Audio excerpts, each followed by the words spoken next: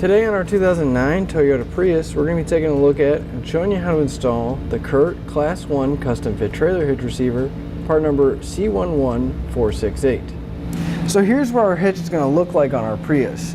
That cross tube is going to sit just right below the bumper and it is going to be visible, but the main thing we're going to see is the receiver tube sticking out. It's going to offer us an 1.25 inch by 1.25 inch opening, which is going to be perfect for adding a bike rack or a cargo carrier to the back of our Prius. The way we're going to mount any of our accessories is going to be through the hitch pin hole here on the side, and it is going to accept a standard 1/2 inch pin and clip, which are included with the hitch, which is always a nice added bonus. As far as the safety chain connection points go, it's going to be a loop style welded to the bottom of the receiver tube, and as you can see, we're not going to have too much trouble getting most size hooks on or off. And if we look, the hitch pin hole is going to be slightly off center, which is going to make it a lot easier to get those hooks in place and not have to worry about too much interference from the pin and clip or if you're using a locking device. As far as weight capacity goes, our hitch is going to have a 200-pound tongue weight, which is the maximum force at the receiver tube. It's also going to have a 2,000-pound gross trailer weight rating, which is the total amount it can pull, including the trailer and everything we have loaded on it. Now with those numbers in mind, you always want to double check your Prius's owner's manual and never exceed the manufacturer's recommended weight.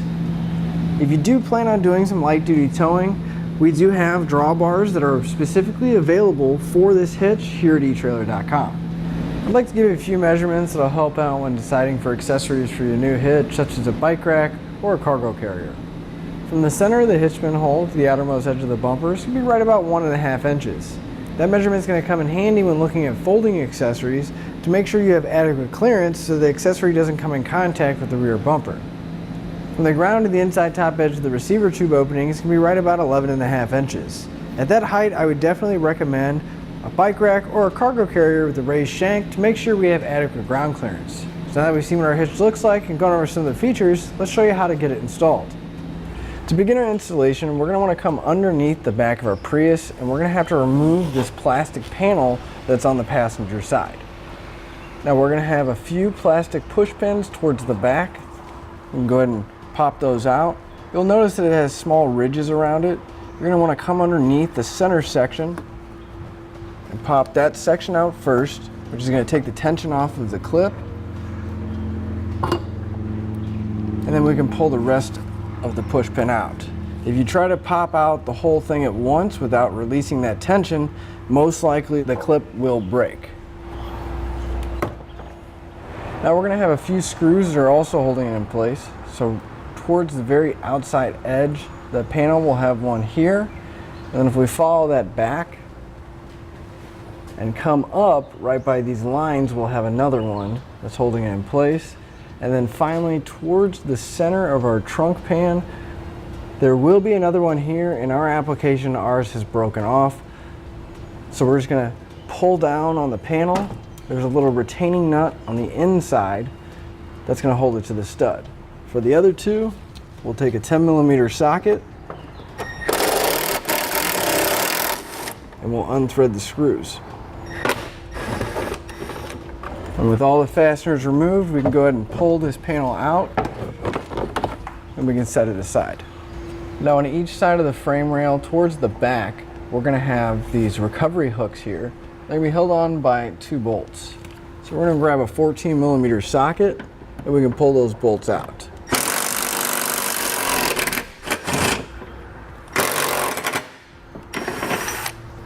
And we're going to have another hook on the passenger side frame rail, so we'll pull that one out as well, and we're not going to be reinstalling these.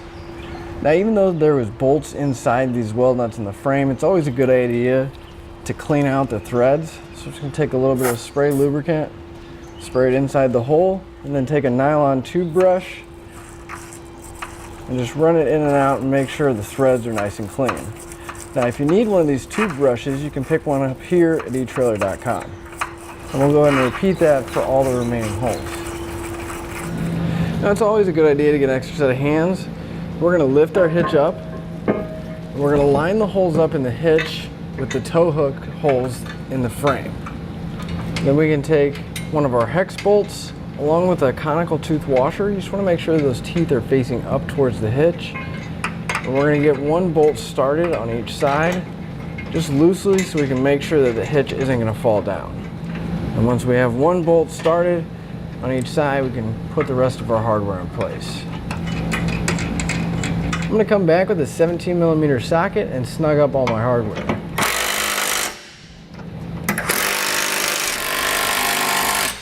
Now, using that same 17mm socket and a torque wrench, I'm going to torque all my hardware down, and we'll find that specification in our instructions. You just want to make sure you repeat that for all the remaining hardware.